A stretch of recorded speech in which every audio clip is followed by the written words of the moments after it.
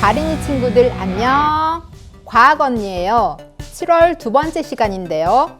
과학소년과 개똥이네 놀이터 7월호에 대해 알아볼게요. 과학소년 7월호에는 2021년판 뇌신화의 오해와 진실이라는 특집 기사가 실려 있고요. 고난도일 님도 우리 과린이 친구들과 인사 나누시겠어요?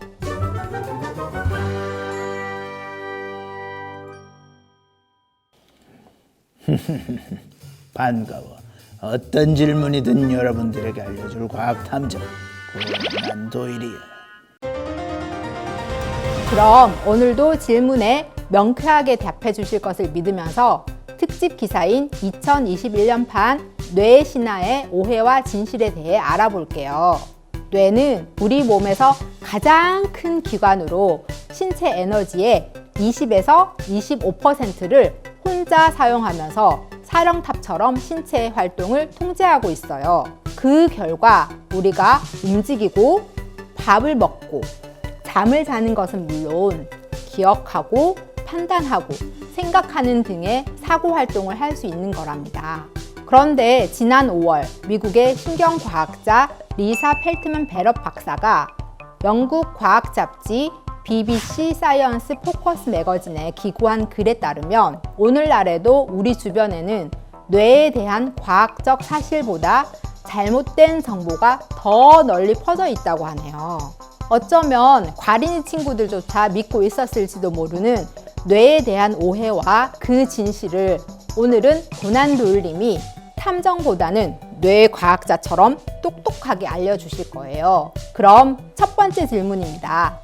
논리적인 사람은 좌뇌가, 창의적인 사람은 우뇌가 발달한 거라고 많이 들었죠. 고난도일님, 수학과 과학을 잘하고 싶다면 지금부터라도 좌뇌가 발달하도록 훈련하면 될까요?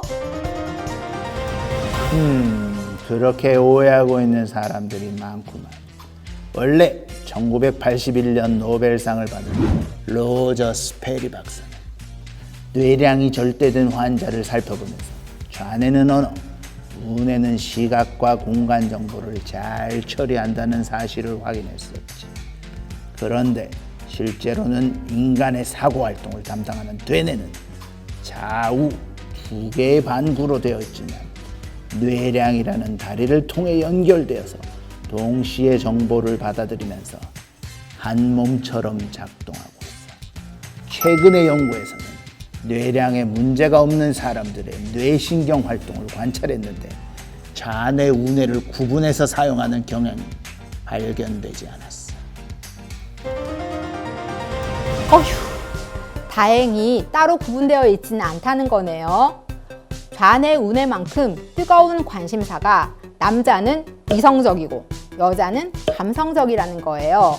똑같은 일에 대한 대처 이유가 남녀의 뇌가 다르기 때문이라는데 실제로 남녀의 뇌가 다르게 생겼나요?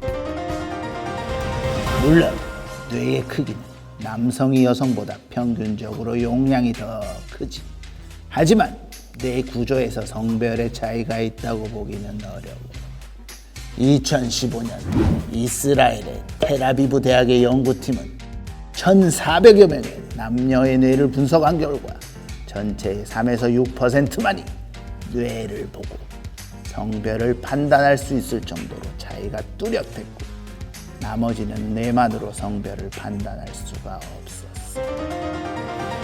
뇌만 가지고 남녀 구분이 가능한 것은 아니었네요. 그럼 또 다른 질문인데요. 평범한 사람은 뇌를 10%밖에 쓰지 못한다고 하던데 뇌를 100% 쓰는 건 불가능한 건가요? 이것도 많이들 잘못 알고 있는 오해지. 인간의 뇌는 약 1,000억 개나 되는 뉴런으로 이루어져 있는데 동시에 활성화되는 뉴런은 전체의 2에서 5% 정도지. 이는 찰나의 순간으로 보면 일부분이지만 뇌는 매 순간 활성화되는 영역을 바꿔가면서 모든 영역을 골고루 사용하고 있어. 그리고 뇌의 많은 영역을 동시에 과도하게 활성화하면 뇌가 소모하는 에너지가 너무 커져서 신체의 다른 부위가 사용할 에너지가 급속도로 줄어들어서 문제가 생기게 되지. 그래서 적절한 뇌 활동은 우리 몸의 균형을 맞추고 있는 셈이지. 뇌에서는 새로운 세포가 생긴다, 생기지 않는다. 아직까지도 연구가 활발하던데 이 문제에 대해서 고난도일님께 여쭤봐야겠어요. 고난도일님, 대답해 주세요. 이건 계속 새로운 연구가 나오고 있는 영역이지. 20세기 중반까지는 새로운 뇌세포는 생겨나지 않는다고 했었지. 하지만 최근에는 성인의 뇌 해마에서도 뉴런이 생성된다는 연구와 생기지 않는다는 연구가 모두 나오고 있어. 하지만 지금은 성인의 뇌에서도 뉴런이 생성된다는 주장이 좀 더 힘이 실리고 있는 것 같아. 네, 이번 시간에는 우리 신체 중에 중요한 기관인 뇌를 둘러싼 루머에 대해 알아봤는데요. 고난도일님 덕분에 뇌에 대한 여러 가지 오해를 풀 수 있었네요. 다음으로 개똥이네 놀이터로 퀴즈를 풀어볼게요. 24절기 중 7월에는 7월 7일 소서가 있는데 무더위가 시작되는 때라고 하네요. 그럼 여기서 7월 퀴즈 나갑니다. 7월 22일은 한 해 가운데 가장 더운 때라고 이렇게 부른다고 하는데 이 날의 이름은 무엇일까요? 1번 대서, 2번 대하, 3번 대지, 4번 대박. 이상으로 과린이를 부탁해 7월 두 번째 시간 과학소년과 개똥이네 놀이터를 알아봤는데요. 점점 더워지고 있는 날씨에 적당한 운동과 적당한 휴식을 취하면서 그리고 오존주의보가 내려지면 지나친 야외 활동은 피해가면서 건강한 여름 보내요. 안녕.